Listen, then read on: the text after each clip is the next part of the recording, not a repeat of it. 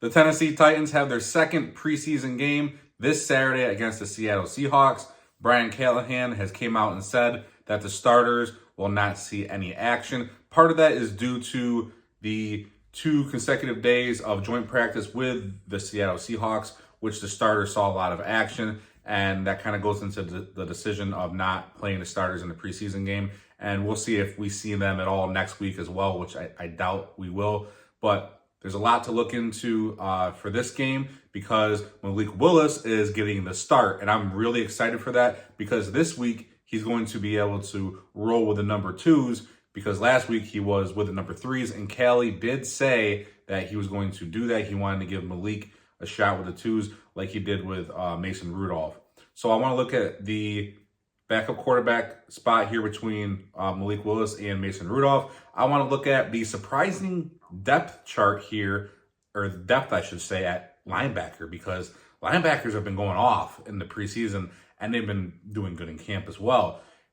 Was kind of shocked by that. I was not expecting that. That's good news, though. I want to look into that. I want to look into the backup running back position. I should say the RB3. We know who the 1 and 2s are going to be. But I want to see who the third running back is, and most likely the 4th between Chestnut and Haskins. One of them will most likely be cut or practice squad probably. But that's going to be something to watch in this game. And I want to get into some of the highlights that have been happening in the joint practices between the Seahawks and the Titans, and I want to get into some of the storylines there. Guys, stay tuned, and I will break all this down.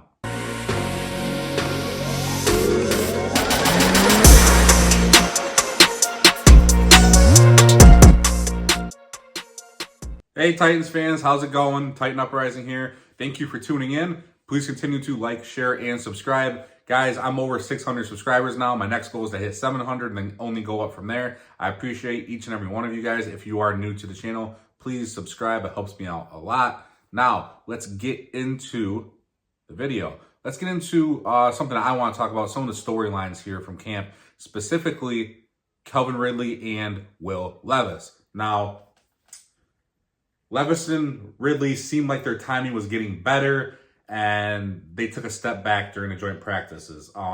Levis has never thrown to this type of receiver. We have to remember that. And Callie has even said that. Especially because Ridley has that amazing speed. And it's just something that quarterback and wide receiver had to work on, the timing. But Levis missed Ridley a couple of times. But what I do like is Ridley took the blame and said that he passed the defender, but he slowed down and he needs to run full speed the whole time. He said his energy wasn't there and he was tired and he slowed down. Now, that kind of ticked me off, and that might be concerning to some people. But the more I looked into it, I don't really think it is. The more I thought about it, it's ultimately a practice, and I don't think we see this in a game. Ridley has been nothing but honest since he's been in Nashville, since he's been a Tennessee Titan, and I do love that about him. So, while most people might not even say anything in those regards, he just came out and said he was brutally honest, and you kind of have to appreciate a guy for that. Now, I don't believe we'll see that in a game. He reassured that they've gotten it down and there'll be no problems completing those passes in games. Now, this is minor, I think, and I don't think it's going to end up being a big deal. I think it's just a little bit of a blimp in what we've seen between Levis and Ridley here. Levis did seem like he was off through some picks as well. Guys, it's a new offense. There's some growing pains. We're going to see those type of things. And, they can't always be great. All right. It's sometimes you're going to have a little bit of a low point, and then, you have to build, you have to work. It's not always going to come easy to you. So I'm not super worried about that. One of the other headlines I wanted to get into with the joint practices was the wide receivers for the Seattle Seahawks, which seem to be just burning the corners. And Seattle's Twitter and Seattle reporters are going off about it. But guys, they had DK Metcalf going up against, our our cornerback 3 or 4. Like, it's going to happen. We didn't have Wuzier out there. We did not have L'Jarius Sneed out there. We didn't have Jamal Adams, Diggs. Those guys are, those guys weren't out there. Our secondary at full strength wasn't out on the field. So I'm not so worried about that. Another thing that I wanted to, and I will post a YouTube short on this because I have the video, I found it, and I think this is really cool. Jeffrey Simmons just absolutely manhandled an offensive lineman, threw him on his way to sack the quarterback. That was just amazing. Jeffrey Simmons is a beast, and I love the fact that Jeffrey Simmons is on this team. Love the guy, and the fact that he did that, man. I'm going to post that video, by the way. I'm hoping to get to it either later tonight or tomorrow so you guys can see it if you have not, because it is a great video, and I want you guys to see it. Now, next, we're going to get into the surprising depth at linebacker. I was not expecting that in the beginning of camp at all, because I thought linebacker was one of the biggest gaps or holes on this team. But the linebackers actually seem like the depth is going to be there pretty good, which is awesome. Chance Campo really turned it on last game, and he had a sack and an interception, which is awesome. But rookie linebacker and 7th-round pick James Williams, he was also really good as well. Remember, guys, this guy converted from safety to linebacker, and he actually had an 88.7 run defensive grade last week, which was the highest PFF grade among all linebackers, which is crazy. Basically, you got to say it's his first game at linebacker because it's a preseason game, but it's his first game at linebacker. He's been a safety his whole career. That's awesome. Callie even said that this guy doesn't even know how good he can be yet. And this is, guys, this is just a glimpse. This guy could be truly special. He could be a truly, truly special player for the Titans. And, man, I'm rooting for that guy. Really am. Now, for the running backs here, it's apparent that the Titans have their, two-headed monster in the backfield between Spears and Pollard, two special running backs.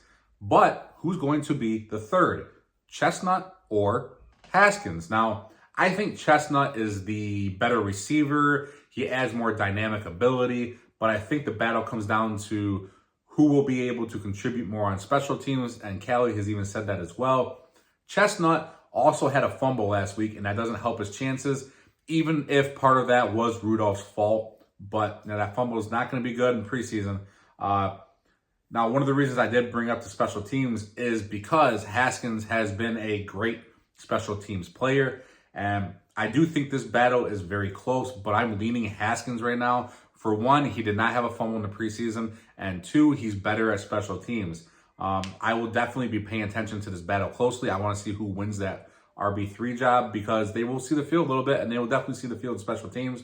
But I have to think it's Haskins. Chestnut, he's a talented guy, dynamic receiver out of the backfield. He's good. He has the, all-around ability of a running back. But, you get that out of Spears and Pollard. And I think if they really want to pound one up the middle, I think that they might put Haskins in there if they really wanted to, even though Chestnut's a big guy as well. Something I'm really paying attention to there. Now, what I'm really paying attention to in this game is the quarterback battle for the number 2 spot. I love that Will Levis is getting a chance to start. Malik Willis. Sorry, Will Levis on my mind. I love that Malik Willis is getting a chance to start, and they're giving him a go with the 2s, just like Rudolph had last week. I think the Titans will have a game plan there to kind of tailor to Malik's skill set, so we will be able to see what he can do. We did catch a glimpse of his dynamic running ability last week, and I expect to see some more of that this week. Rudolph got to throw the ball 17 times, though, and Willis only passed 7 times. Not a big sample size there between the two, and definitely not a big sample size for Malik Willis. Now, like I said, I love that dynamic ability that Willis has, but I do want to see him throw it more as well. I want to see him throw the ball 17, 20 times. He had a really nice pass towards the sideline last week that was called back because of offensive penalty, and I want to see some more of that. I want to see him rip it, let it, cut it loose. I just want to see him make those plays. I want to see them build a scheme, if they can, a little bit around Malik Willis. And you guys know how I feel about what they did with what Tennessee did in the past with Ryan Tannehill. I watched them run a triple read option with Ryan Tannehill, and they never did that with Malik Willis. They never rolled him out. Different coaching staff, obviously. We're not set in our old school ways, so I'm really looking forward to that. But that's my biggest thing I'm looking for this week is the backup quarterback position battle. I'm really rooting for Malik Willis. I really am. And if by any chance, he doesn't make the team, because you got to figure if you keep 3 quarterbacks, there's a new quarterback rule, you can keep 3. but they have to be active. So they're part of the active roster. You're taking up a spot. So you know, if you put them on the practice squad, someone can sign them off the practice squad. And I don't want to see that happen.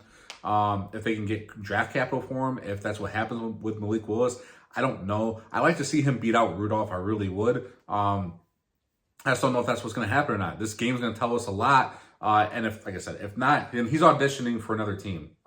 Whether it's, you know, after his rookie contract's up, whether who knows what they decide to do with him. But this game is going to be very telling for us because you'll have seen a glimpse of what Rudolph did with the twos and what Malik Willis will have done with the twos. So guys, let me know what you want to take away from this game or what you're looking for in this game. Are you hoping to see some more Treylon Burks? Because I am as well. I just didn't really want to break that position or him down that much. There's a lot of guys that I want to pay attention to. I can name off everybody, but I really want to focus on running back 3, QB 2, in this game in particular. And I want to continue to watch the linebackers and see if they are as deep as I think they are. Guys, let me know what you think down below. And as always, tighten up and get the win.